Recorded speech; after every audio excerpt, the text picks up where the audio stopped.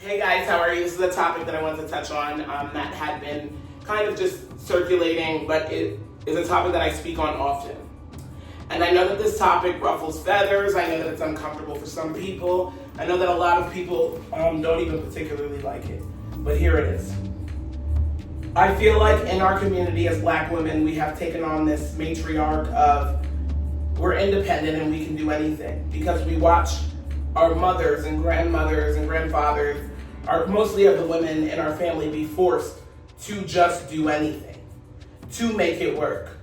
But there's an ailment here that's missing. There's a big ailment. I don't care how independent you are. I'm a mother of 2 Black, beautiful sons. Okay? Those young boys deserve a male role model. I am a woman. I've been a girl since I was born. That's been the sex that God has decided for me. And with that saying, what I'm saying with that is, all I know how to be is a woman. A girl. Now I'm a woman. But all I know how to be is a female. I could never teach you or teach a man how to genetically be a man. I don't care how much influence I have. I don't care how strong I think I am. That's the problem. We have a generation of women who feel like, oh, I can do it on my own because grandma and granddad, great-great-grandma made the struggle look so good. There's nothing good in the struggle. And the fact that we're embracing this, not anymore because we don't have choice, but because Black women are embracing this because of ego. And you don't have to talk about that, but Black women are sometimes their worst enemy. We can talk about men all we want, but it's time for us as Black women to be accountable. You know that if you leave your baby daddy today, that you can go apply for food stamps, welfare, TANF, whatever, and if you qualify, you're going to get the whole shebang. That system was designed to dismantle the Black family.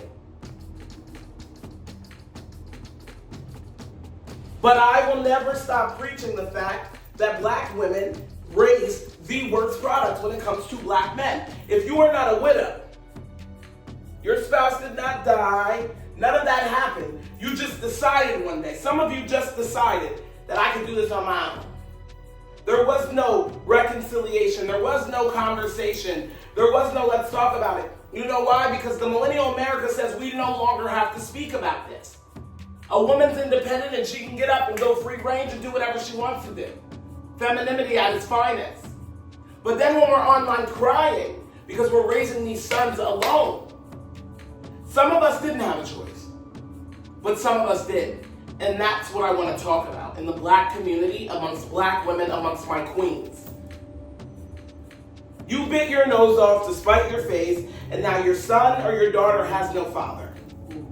They weren't abusive, they weren't any of that. You just felt like you could be an independent woman, independent bad bitch. And now in return what we have is a demographic of men that no women want to be bothered with. I have never met a man solely raised by his mother and said, I will pick him over a man that had his mother and father. Now I'm not saying that you can't come from a 2-family household and it be toxic as shit, because it can be. But I've never personally in my dating life, at my rightful age of 35 years old, met a man who didn't have his mother and father and said, oh, and was in a dating pool, okay? So let me give you some more context. Maybe I was dating this one and dating this one just to see where it goes. I'm always gonna pick the one that's got his mother and father, every time.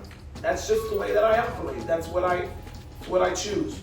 I'm always gonna pick a man who's got his mother and father. Single women raise the worst product when it comes to men. I'm a single mother and I'm being honest. We raise the worst product when it comes to men. And that's that. Now I know you guys, we talk about this message a lot, but we have